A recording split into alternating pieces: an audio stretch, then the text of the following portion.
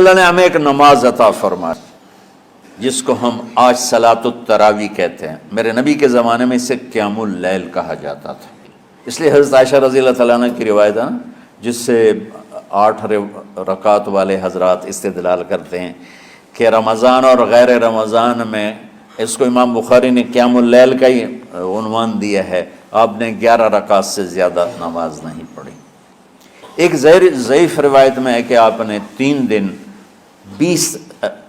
دن پڑھائی نماز. یہ تو صحیح روایت ہے. کتنی رکعت پڑھائی؟ تو ایک ضعیف روایت میں ہے کہ 20 رکعت پڑھائی.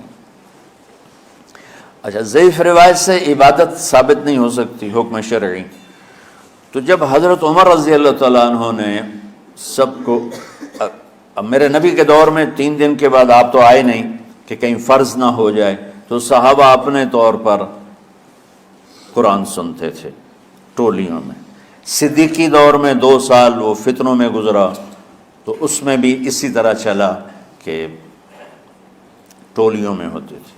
حضرت عمر رضی اللہ عنہ کے زمانے میں حکومت مضبوط ہو گئی، طاقتور ہو گئے، تو ابتدائی سالوں میں نہیں، چند سالوں کے بعد اب مسجد میں تشریف لائے تو لوگ اس طرح کوئی 4 ادھر 4 ادھر 5 ادھر 10 ادھر 20 ادھر، تو کہنے لگے ان کو ایک امام پہ جمع کر دیا جائے تو کتنا اچھا ہوگا. تو آپ نے سب کو اکٹھا کیا اور ابی بن کعب رضی اللہ تعالیٰ عنہ کو امام بنایا اور سب کو ایک نماز پہ جمع کر کے 20 رکعت کا حکم عطا فرمایا.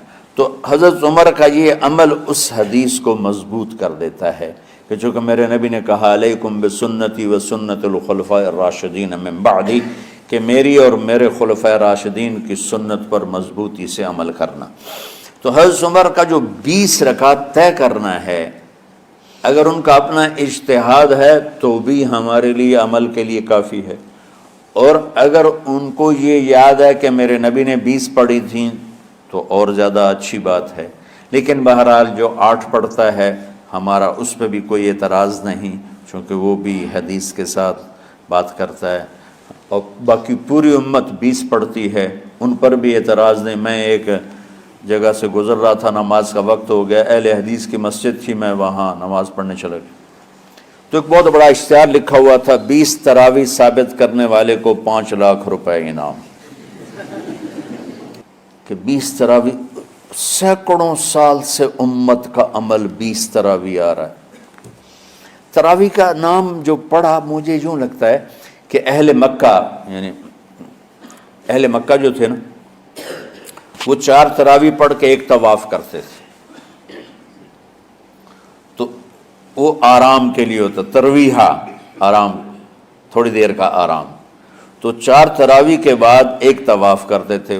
وہ چھوٹا سا طواف 10 منٹ میں ختم ہو جاتا تھا، اور پھر 4 تراویح پڑھتے تھے، پھر طواف کرتے تھے، پھر 4 پڑھتے تھے، پھر طواف کرتے تھے. یہ صحابہ کے تھوڑے بعد کے دور کی بات. تو مدینے والوں کو پتہ چلا کہ مکے والے تو یہ کرتے ہیں، وہ کہنے لگے اساں کی کریے.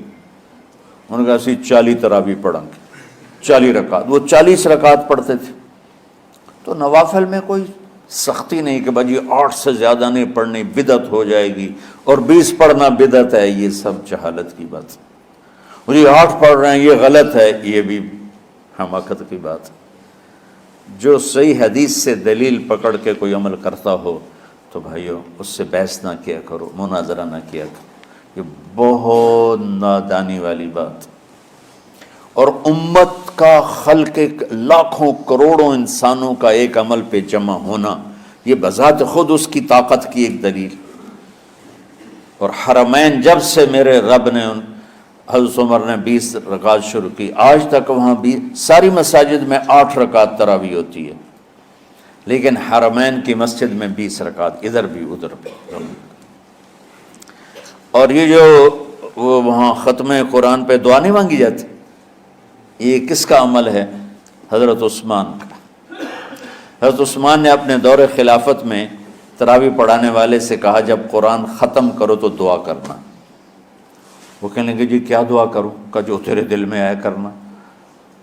تو ختم قرآن کی رات تراویح کی آخری رکعت میں من الجنت والناس کے بعد دعا کے لیے ہاتھ اٹھانا، یہ حضرت عثمان رضی اللہ تعالیٰ عنہ نے اس کو زندہ فرمایا۔ اور امام دعا کرتا تھا 1 منٹ 10 منٹ 20 منٹ جتنے بھی، اور پیچھے لوگ آمین کہتے تھے۔ وطر کی جماعت نہیں ہوتی تھی، وطر کو باجماعت حضرت علی رضی اللہ تعالیٰ عنہ نے شروع کی کہ وطر کو بھی باجماعت پڑھا جائے، تو یہ ان کی سنت ہے کہ وطر کو باجماعت پڑھا گیا۔ تو اب یہ لہٰذا یہ سارے سنت جو کام ان خلفۂ راشدین سے ہوا وہ بھی سنت ہے۔ تو اللہ نے ہمیں ایک عبادت دے دی کہ میرا قرآن پڑھو اور سنو۔ پہلی امتوں کو تراویح کیوں نہیں تھی یا قیام اللیل کیوں نہیں تھا؟ کہ ان کو اپنی کتاب یاد ہی نہیں ہوتی تھی، وہ اپنی کتاب کے حافظ نہیں ہوتے تھے، وہ اپنی کتاب یاد ہی نہیں کر سکتے تھے، صرف نبی کو یاد ہوتی تھی۔ اللہ نے ہمارے لیے کتنا آسان کر دیا کہ 7 سال کے یہ چھوٹے چھوٹے بچے قرآن یاد کر رہے ہیں، 70 سال کا بوڑھا قرآن یاد کر رہا ہے۔ یہیں یہ مولوی یوسف صاحب کا ساتھی تھا، یا پتہ نہیں ان سے پہلے تھا، سلمان، مولوی سلمان، آج کل امریکہ میں ہوتے ہیں، ہماری ایک شاخ چلا رہے ہیں ماشاءاللہ۔ وہ شروع میں یہاں تھے، تو یہاں تراویح پڑھانے کے لیے ہمارے پاس حافظ کوئی نہیں تھا، وہ حافظ نہیں تھے، وہ صبح بیٹھ کے شام تک 1 سپارہ یاد کرتے اور رات عشاء کی نماز میں سنا دیتے۔ 30 دن میں قرآن یاد کر کے سنا دی۔ مطلب یہ سنی سنائی بات نہیں، ہمارے اسی حسنین، اسی ممبر اور محراب کی بات کہ یہیں اسی مسجد میں انہوں نے صبح سے مغرب تک یاد کرتے تھے اور پھر عشاء میں کھڑے ہو کے سنا دیتے تھے۔ پیچھے ہوتے تھے لقمہ کوئی دینے والا شاید، لیکن بہت خوبصورت پڑھ کے 1 دن میں یاد کر کے سنا دیا۔ اور ایک مجھے نام بھول گیا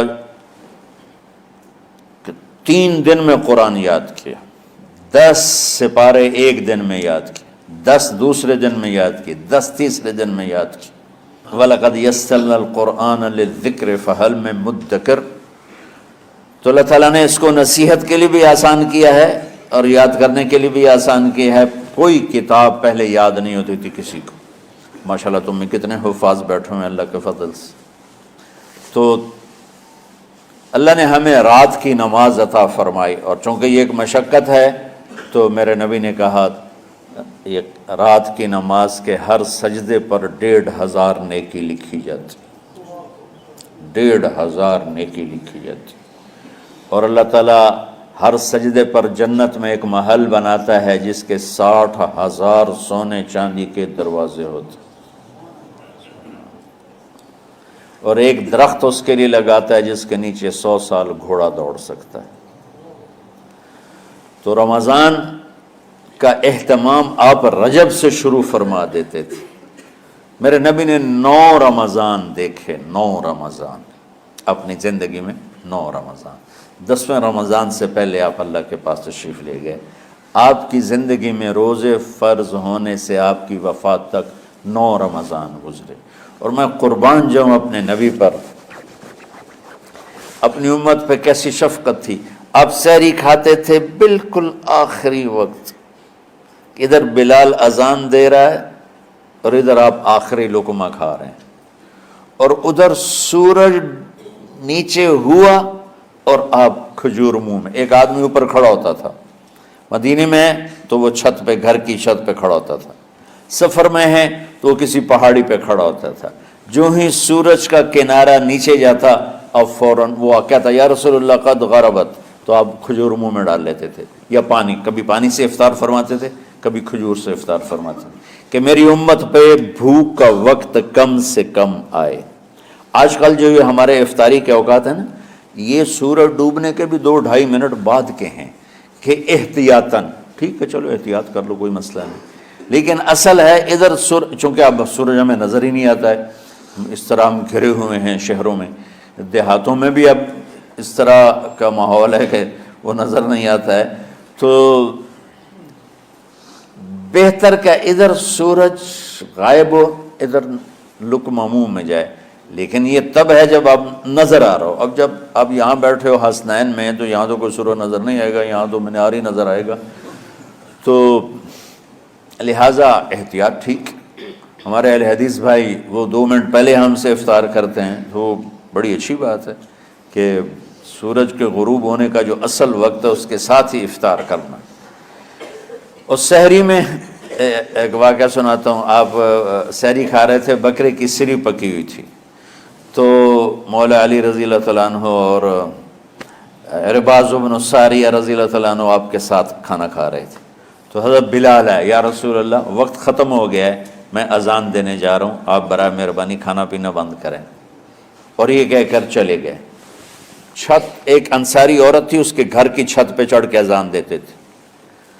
چڑھنے لگے تو پھر واپس آئے کہ دیکھوں اللہ کے نبی نے کھانا چھوڑ دیا یا نہیں۔ آ کے دیکھا تو وہ کھا رہے تھے۔ انہوں نے کہا یا رسول اللہ واللہ لقد اصبحت، یا رسول اللہ اللہ کی قسم سحری کا وقت ختم ہو گیا، صبح ہو گئی۔ تو آپ نے ہاتھ پیچھے کر لیا، کہہ رہے تیرا بھلا ہو بلال، ابھی وقت باقی تھا، تیرے قسم کھانے پر اللہ نے اس کو پہلے نکال دیا کہ تیری قسم کہیں جھوٹی نہ پڑ جائے۔